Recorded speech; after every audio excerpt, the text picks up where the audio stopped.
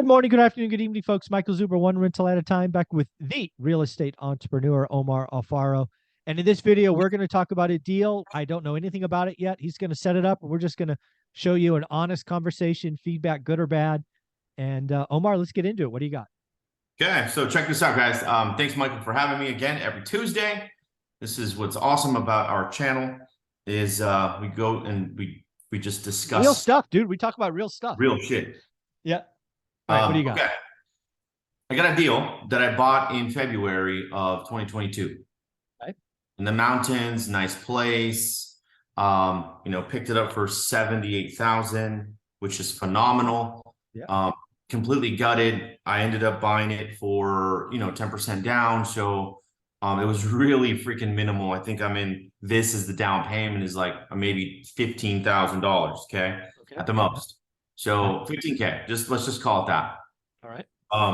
And actually, no, less than that, 10K, because my balance is 71,000. So I checked it yesterday. Balance is 71,000 on a nice 2-bedroom, 1.5 bath cabin close to Lake Arrowhead. Okay. Which is here in the mountains of San Bernardino. There's no ski slopes. There's just a cool village and a lake. All right. So I'm in this thing, 71K, balance due, right? I make some payments. My payment's $502 a month. Okay. So it's really nothing. Okay. And I've remodeled it. I mean, septic, windows, freaking the whole works, beautiful. It's staged, the whole thing. We put it on the market just about 2 weeks ago for I want to say it was 314. Okay. 314K, put on the market. And no activity. I'm like, okay, like why? Like this is a good price. So then I dropped it down at 299. Well, then I got like 5 offers.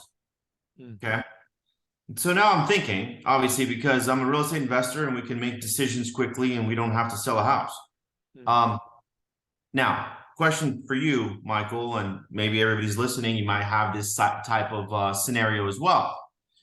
If I do a BRRRR on this property, okay, let's go through what it's going to look like if I sell the property. 300K, I got an offer right now. I could take it and it's gone, minus my $71,000 payoff, minus some costs of commissions. Let's call it 15,000 bucks off of the 300. So now I'm at 285.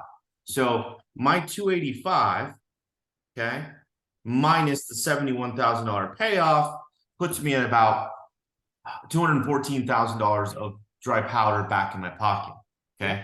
Obviously, all of that's not profit, minus $80,000 of rehab. So it's $134,000 profit ish on this property. Now I'm looking at this. It's like, okay, that's a good influx to dry powder in a changing market, right? 214,000. It's not bad, right? I get that back. It's cool. Moving forward. I got no more asset though. Okay. When my cost of entry was so minimal to buy the house at 15,000 bucks. Okay. You can't buy a car for 15K. So, and this fucks with me all the time because it's like, this is why I want to, talk to you. And I was waiting for today.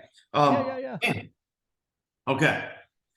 Now, if I end up BRRRRing this property, let's say there's a valuation of 285. Okay, maybe I don't get 300 because you know how valuations are when you appraisals. So 285 is the appraisal, right? Yeah. Times, let's just say a 60% LTV. Okay. All right, just to be super conservative. That is 171,000, right? That they're gonna lend me, right? I got some costs in there too, but 171,000 minus the $71,000 of of balance. Now I get $100,000 back, right? It's not 214,000, but now I own a home with no money out of pocket in essence, because I get all of my investment back. Small little cabin. I have a $171,000 note. Right. Your payment's going to go up from 502 to what? Right now, it's going to go up to I think $1,000 All right. Okay. because I have a 7.9% interest rate on it right now. Oh, okay. 7.9. And that's only All right. $500 because the minimum it's only a $71,000 loan. Yeah, yeah, yeah. Okay. So let's say it's $1,000. Okay. Okay. What would it rent for, you think? Now it's a vacation area. Oh, I vacation could area. I could Airbnb it, but if I don't, let's just say I don't want to, right? I don't want to deal with the headache. Yeah, yeah, yeah. I could Section 8 the property. The voucher for this 2-2, Mm-hmm. the maximum allowed voucher for Section 8, as an example, Mm-hmm. is $1,700. Oh, okay. All right. So if I charge someone $2,000, Mm-hmm. they come out of pocket 300, government pays me 17. Mm-hmm. It is what it is, and there's nothing available for rent. Yeah. Okay. So it creates a problem, kind of. Yeah. Yeah. So, I mean, this is certainly a problem that everybody looks at. You know, you have a scale and scope that, you really, there are no bad options for a guy like you, but let's just assume you are an individual and this is like the one that you have, right? Or maybe you have two or three. You don't have a portfolio like you and I do. The question I have to ask for you is really, what's more important for your vision of 2023? Is it having dry powder so you can make more moves? Or are you building cash flow? Depends on what you want to be doing, right? If you're to a point where it's like, hey, I just want to stack cash flow, this one looks like it's 3, 4, $500 cash flow after expenses. Great. And you have no money in the deal, so infinite return, right? You're making $6,000 with a year with none of your own money after all expenses. That's not horrible. If you're, that's probably great for someone like me. 20 years ago, I had a full-time job. Actually, I interviewed a lady yesterday, Elise, who's coming back on Mondays. That's what she did. She bird 21 projects or 21 homes in Tennessee, in Kentucky, while she was a nurse, an emergency room nurse. So that's kind of how she built her portfolio, was buy one, fix it, BRRRR out. For a guy like you, right, I introduced you as my real estate entrepreneur. I'm just going to guess dry powder is more important to you because you can make a lot more moves with dry powder of 200 and whatever $1,000 they were. 214. Yeah, 214. So again, looking at next year, looking at, your marketing and all the things you could be doing, I think you turn that 200,000, using a round number, into thousands of dollars a month versus, several hundred, because of your business and what you see coming. So, just off the cuff, I think you sell it, you put 200,000, you pay some taxes on profit, and you just get ready for an exciting year. That's what I'm thinking. Not bad. Okay, cool. And that right there, you said it. Like, that's literally the mentality I had. But obviously, we are our own worst critic, and we're like, wait a minute, my Cash flow, cost, cash flow, cash flow. Yeah. the cost of entry is so minimal. And this is the other thing that and this again, and I share this with you because we've been discussing a bunch of stuff for the last 2 years, and I also have a credit line that is established come this week, next week, for like 900K available at my disposal. So does that include this house or no? No, it does not. Oh, nice. Okay, good.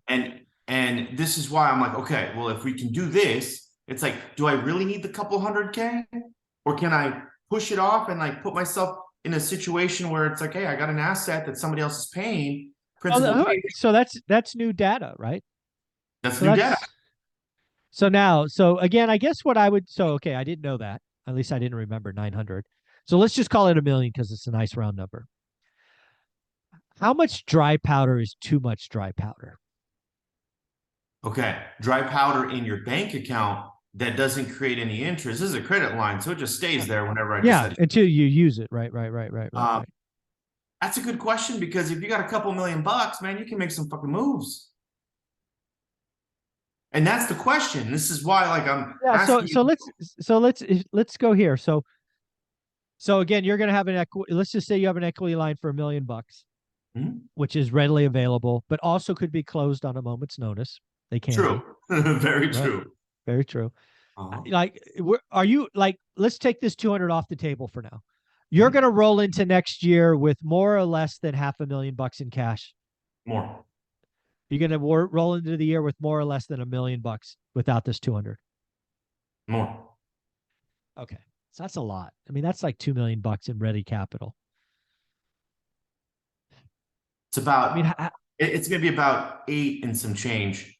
yeah. Not, it's close because this 200K, we got about 4 other properties that are coming back to us, but it's an interesting situation because it's like, it's an asset that just sits there that could just pump out. And you could, and oh, by the way, you could always sell it later.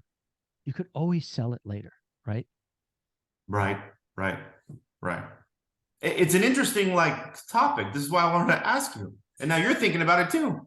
Yeah, no, of course I am. So the other thing I'm thinking about is, because again, you have this 900 and you have 800 or whatever. I might not even do the BRRRR. You know what? That's probably what I would do here. Just pay it off. Well, I don't know even know if I would pay. If you're 71 grand, your payment's 500. You rent it out for 2 grand, make 12 grand a month, not 500. 1,200, yeah. Right. And then the reason I would probably BRRRR it today is I want to have that extra piece, that extra unit I could always sell and get a big stack of cash. Right. Okay. Let's say the market took a shit. You can't sell it for 300 later, but you can sell it 250.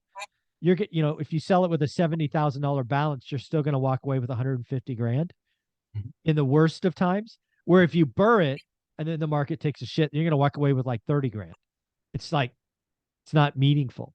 So I don't even know if I would BRRRR it. I might leave it with a 71K balance. And it is a bridge loan. So there is a balloon payment. Oh, well, there's more data. More data.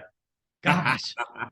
I'm telling you, yeah. So for me, it's all about the debt structure. That's where I think a lot of people get this stuff wrong. It's like, what does the debt tell me to do? Okay. So the debt's telling you've got to sell. The debt, I mean, I could pay it off and that's fine. It's there and it's another door, right? That it's pure profit. But at the same time, the way you talked about it, it's in the mountains, it's a cabin.